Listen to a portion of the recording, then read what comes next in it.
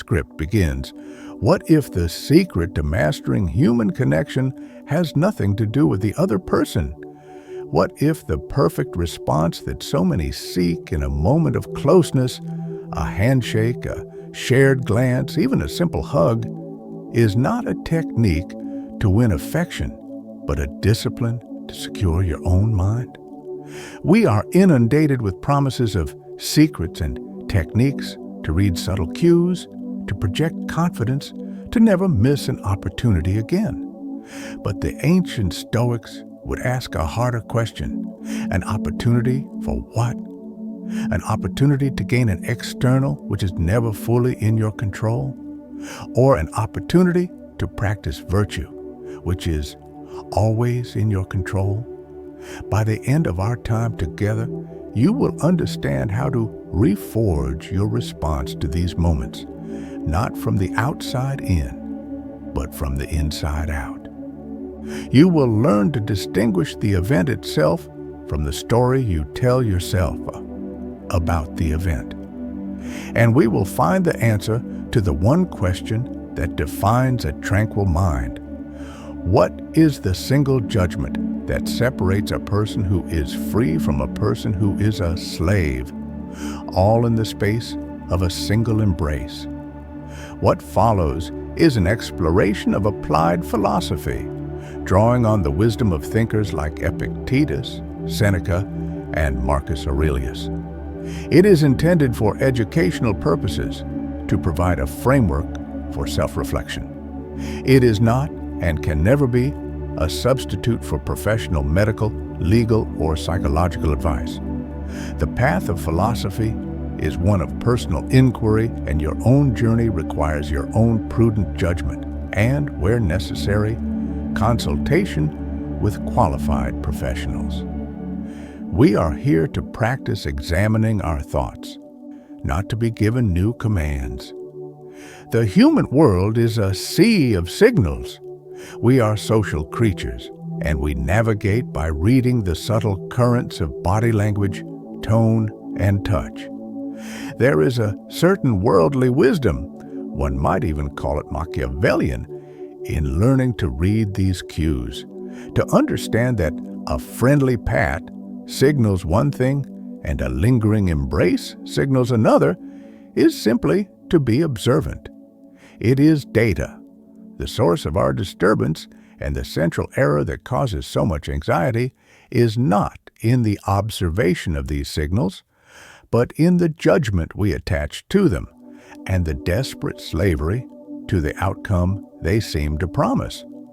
We are told that if we fail to read these cues, we let valuable opportunities slip away. This phrase is revealing. It frames the human encounter as a transaction, a resource to be exploited. It implies that the other person's interest, their affection, their validation is a prize to be won. And if you fail to win it, you have lost. This worldview, the Stoics would argue, is the blueprint for a life of perpetual anxiety. It places the entirety of your internal peace, your sense of self-worth, in the hands of another. It makes you a slave to their reaction. If they smile, you are stable. If they pull away, you are crushed. Your fortress has no walls. Its fate is decided by the breeze of another's mood. This is the great misconception of confidence. The world teaches that confidence is a projection, a social tool, a performance you put on to achieve a result. You are told to act confident, to hold the hug a second longer, to signal your confidence with a gentle squeeze. But this is not confidence. It is a carefully curated mask of confidence worn by an anxious mind. It is the desperate hope that if you perform certainty, you might receive the outcome you crave. This is the logic of an actor, not a philosopher.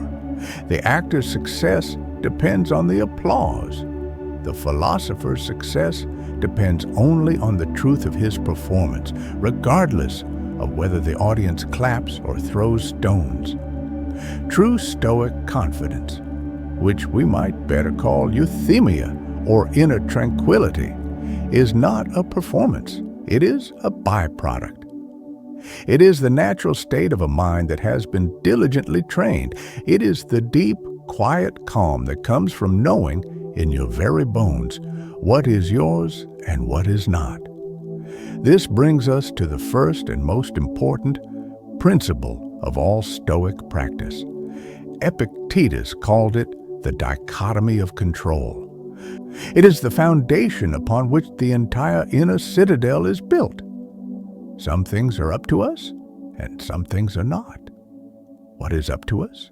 Our judgments, our impulses, our desires, our aversions. In short, everything that is our own doing, our own prohoresis or moral choice. This is our kingdom. Here we are sovereign. What is not up to us? Our body, our property, our reputation, our station in life, and most critically for our discussion, the feelings, thoughts, and reactions of other people. These are externals.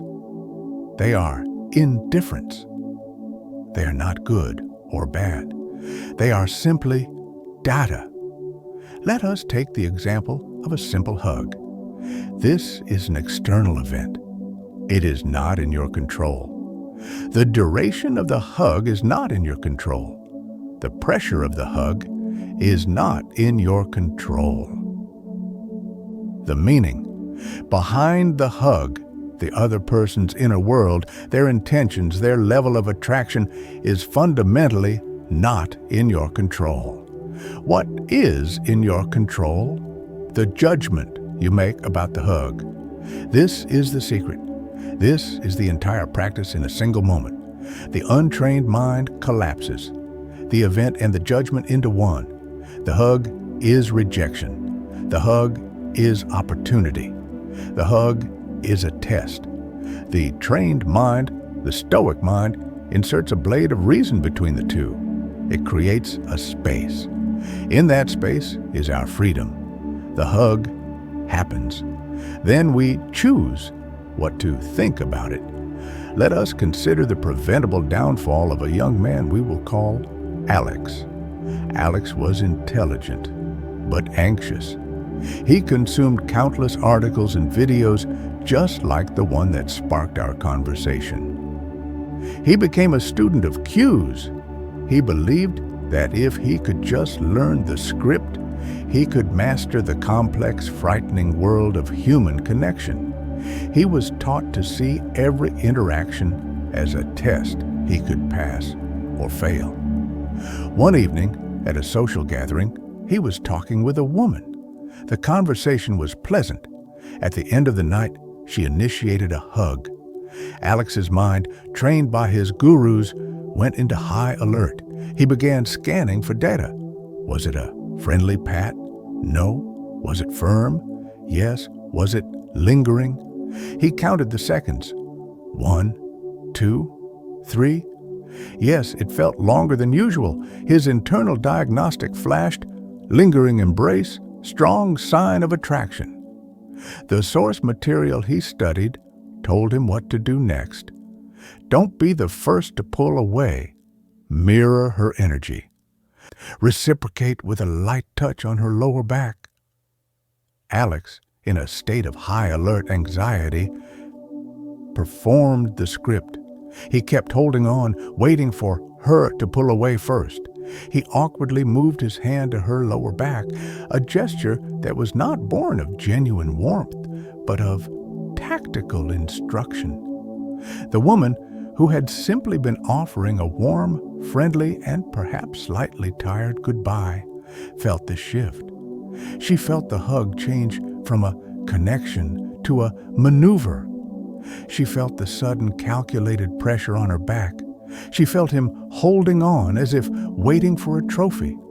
The moment became awkward, clinical, and slightly unnerving. She tensed and pulled back, her warm smile replaced by a polite, confused one. Alex left the encounter utterly defeated. I let the opportunity slip away, he thought. I must have done it wrong. Maybe my squeeze was too weak or too strong. I failed the test. The Stoic analysis of this preventable downfall is simple. Alex was not defeated by the woman. He was not defeated by the hug. He was defeated by his own false judgments. His first judgment was that the hug was a guarantee of a future he desired. This is an error. An external event can never guarantee another external event. His second judgment was that he must perform a certain way to win that future. This is an error. It made him an actor, not a person. He was not present in the moment. He was calculating it. His third and most damaging judgment was that the outcome, her pulling away, was a failure and a bad thing. This is the root of all his suffering. The outcome was simply an outcome. It was an indifferent. He had no control over it. By staking his inner peace on her reaction, he guaranteed his own disturbance. He was a slave to a script, and that script betrayed him, as all scripts that rely on externals must. Let us re-examine this moment. What would the Stoic response have been? The Stoic, in that same moment, would also observe the data. This is a warm, firm, lingering hug. But the judgment would be radically different. The judgment would be, a person is expressing warmth. That is all. The Stoic's response would not come from a script. It would come from the virtues. His wisdom would allow him to see the hug for what it is, a moment of human contact, not a test, not a promise, not a threat. His justice would be to treat the other person as a fellow rational being, not an object to be won. He would respect her autonomy, which means not trying to test her or hold her beyond the natural course of the moment. His courage would be the internal courage to simply be in that moment with all its ambiguity without demanding a specific result. The courage to be authentic, not to perform. And his temperance would be to feel the warmth, to feel the possible flicker of attraction, but to not be ruled by it, to not let that flicker of desire hijack his rational mind and turn him into a grasping tactical manipulator. He would simply return the hug genuinely for as long as it felt natural and respectful. And when it ended, it would end. He would walk away with his inner citadel intact. He would be tranquil. The outcome might be exactly the same. The woman might still pull away with a polite, confused smile. But to the Stoic, this is not a failure. Why? Because his goal was never to get the girl. His goal was to act with virtue. And in this, he succeeded perfectly. He maintained his good. This is the radical, freeing power of the philosophy. Success is redefined. It is moved from the uncontrollable external world to the fully controllable internal one. Now, let's look at the other types of hugs through this new clarifying lens. We are told of the friendly pat. The common advice is, don't be discouraged. But this advice is already a trap. It presupposes that you should have gotten something more, and that this pat is a lesser outcome, a rejection, a placement in the friend zone. The Stoic asks, why are you discouraged?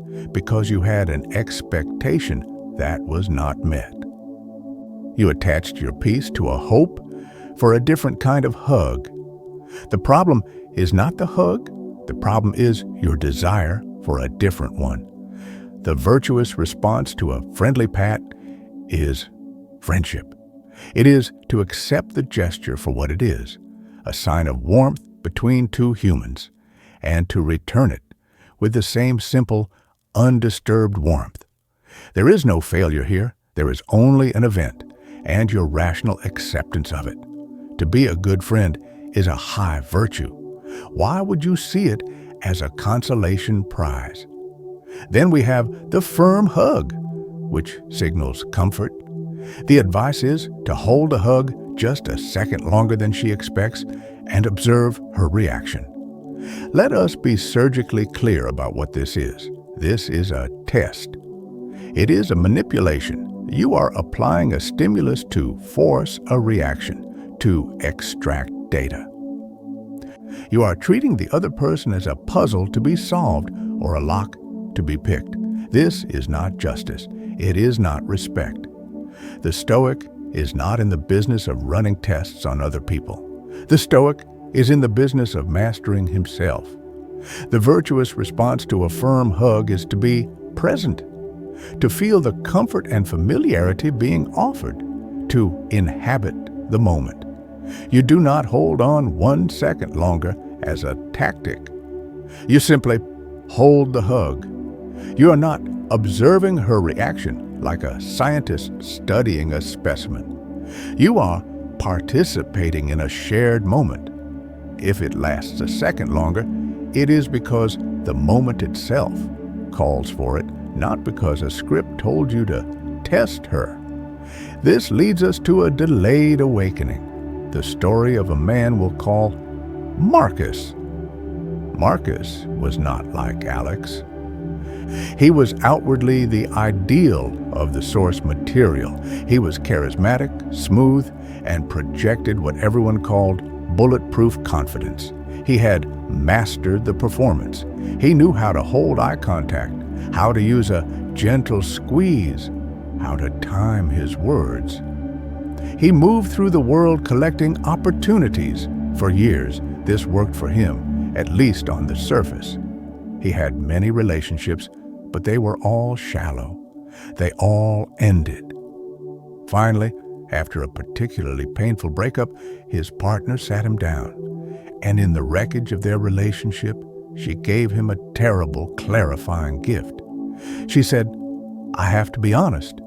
In the 2 years we were together, I never actually met you. I only ever met the character you were playing. I knew the confident man. I knew the charming man. But I never, not once, felt I knew the real man behind the mask. I don't even know if there is one." This was the mirror that shattered his entire worldview. His confidence was a fortress, yes, but it was a fortress he had built to impress others, a projection, and he had become a prisoner inside it. The citadel was empty. He had spent his entire life managing his reputation, an external, and had completely neglected his character, the only thing that was his. His awakening was slow and agonizing. He had to learn to stop performing. He had to learn that real connection is not about never missing an opportunity. It is about the vulnerability of being present with no script. It is about having the courage to be authentic, which means being willing to be seen as awkward or nervous or unconfident. This is the Stoic courage. It's not the absence of nervousness, it's the judgment that nervousness is just a physiological sensation. It's an indifferent. It's not bad. It's not a command to panic or retreat. It's just data. Your heart races. Your palms sweat. The Stoic observes this and says, "My body is having a reaction. That is fine. Now, what does reason and virtue ask of me in this moment?" Marcus had to learn to feel the anxiety of an ambiguous moment and not immediately reach for his confident mask. He had to learn to just be there. This was the hardest work of his life. He was not forging a new mask. He was excavating his true self from beneath the rubble of his old performances. This is the critical distinction. The world teaches you to build a better projection. The Stoics teach you to build a better self. A projection is fragile. it can be found out. It lives in constant fear of being exposed. A self grounded in reason and virtue is unshakable. That is the only source of real, indestructible tranquility. And what of the intimate embrace? The moment where the other person leans in completely, rests her head on your shoulder. The source material tells us this is the most telling hug of all, a clear sign of attraction. The command is, don't let the moment pass you by. This command, don't let the moment pass, is the very voice of anxiety. It is the voice of desire and fear, the fear of missing out. It hijacks you from the present.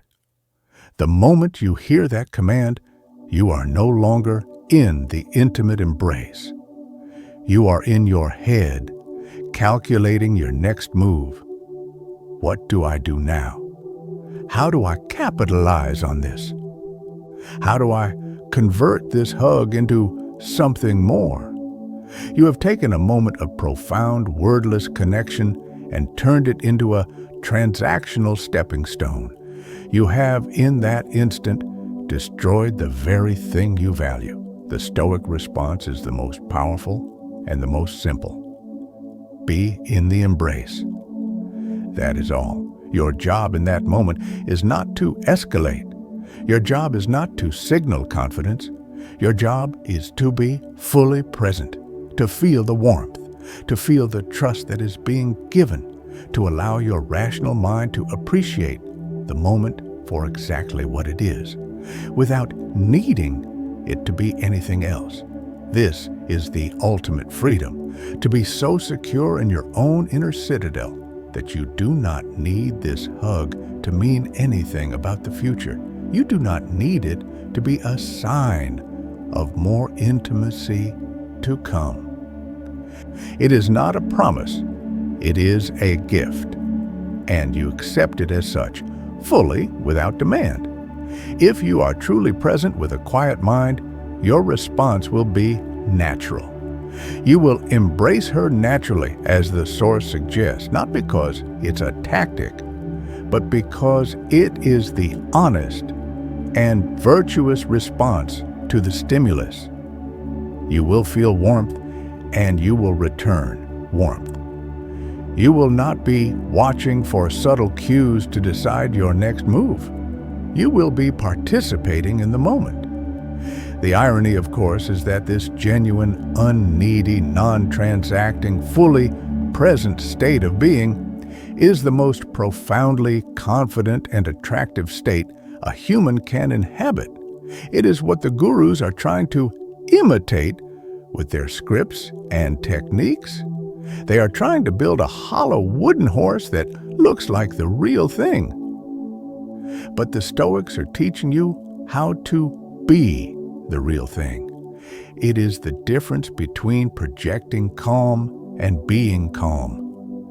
This brings us to a credible transformation, the story of Daniel. Daniel started out much like Alex. He was anxious, outcome-focused, and terrified of getting it wrong. He was constantly in his head, running scripts, analyzing micro-expressions, and failing tests that he himself had invented. His social life was a minefield of his own making. Then he encountered Stoicism. He began with great difficulty to practice. He started small. He used a journal. He practiced the view from above, imagining his small anxieties from the perspective of the entire cosmos.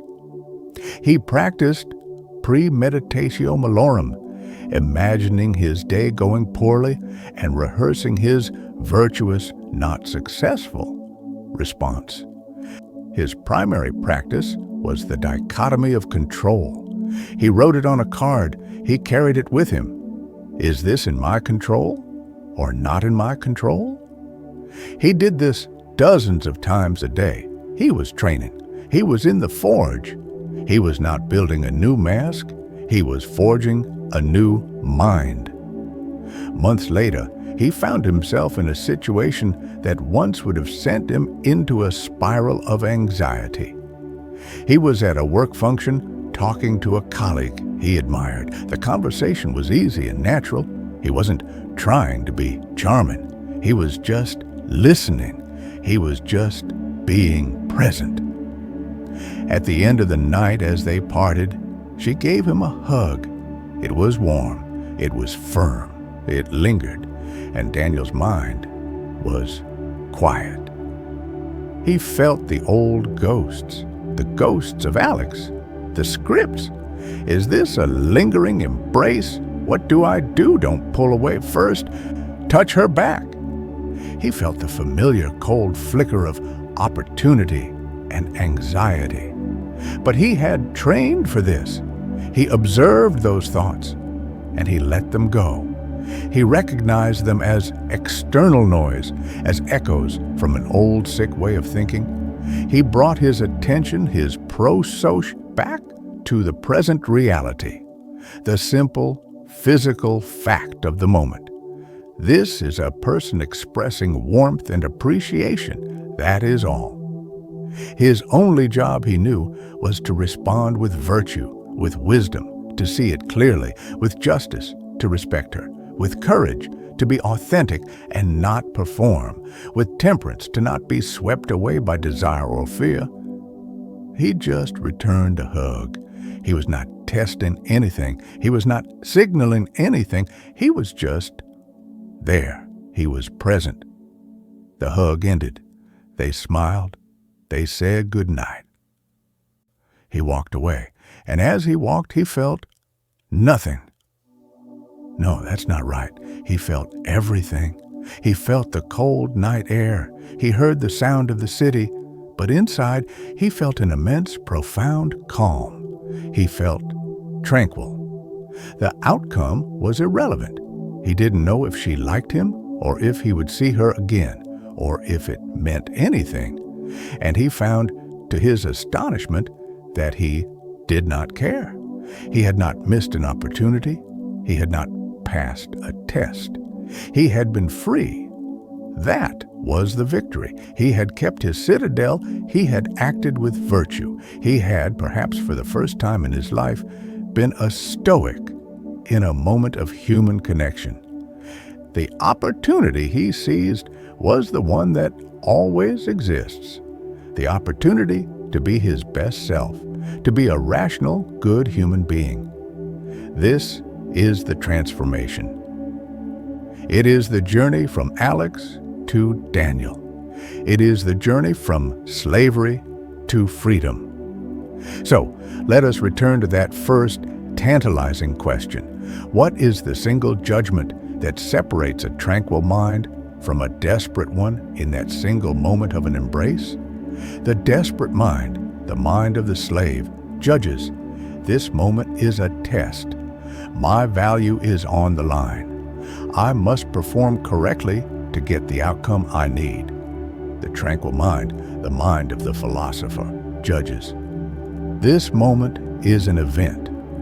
My value is in my character, which is not on the line. I will simply be present and act with virtue. That is the secret. It is not a response you give to a woman. It is the response you give to your own impressions. The next time you find yourself in a moment of connection, whether it's a friendly pat or an intimate embrace, your practice is not to read the cue and deploy the tactic. Your practice is to pause, to insert that blade of reason, to ask yourself, what is actually happening? A person is touching me. This is an external. It is an indifferent. What is my judgment about what is happening? My mind is telling me. This is a rejection or a promise or a test. This is a story. It is an opinion. What is in my control? Not the hug, not her feelings, not the outcome, only my choice of response. And what will my choice be? It will be to act in accordance with the four virtues. I will be wise, seeing the moment clearly. I will be just. respecting the other person. I will be courageous, remaining authentic and present. And I will be temperate, not ruled by the passions of hope or fear. You do not need a script. You are the script. And the words you're writing are wisdom, justice, courage, and temperance. This is not easy. It is the work of a lifetime. Daniel did not achieve his tranquility in one night. He achieved it by forging it day after day in the small, unglamorous moments of his life.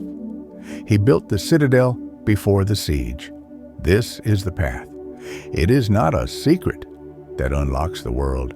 It is a discipline that unlocks you. We have spoken today about how to apply this discipline in a single charged moment. But the strength to do that is not found in the moment itself. It is built stone by stone through daily practice.